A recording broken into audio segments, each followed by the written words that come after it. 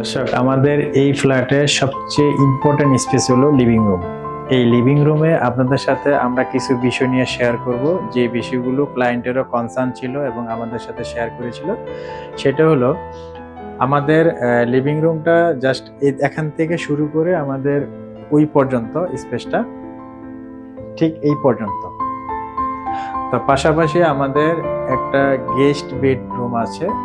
সেই গেস্ট বেডরুমে যাওয়ার জন্য যে একটা ডোর বা এন্ট্রান্স থাকে, সেটা নিয়ে খুবই একটা কনসার্ন ছিল। এটা আমাদের কাছে খুব কাজের মধ্যে খুব ইম্পর্টেন্ট একটা পার্ট ছিল।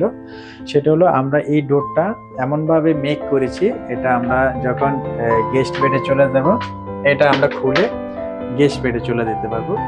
আর যখন আমরা এই ডোরটাকে ক্লোজ করে দিব, তখন আমার কাছে মনে হবে বা সবার কাছে মনে হবে যে এই ওয়ালটা খুব বড় একটা ওয়াল।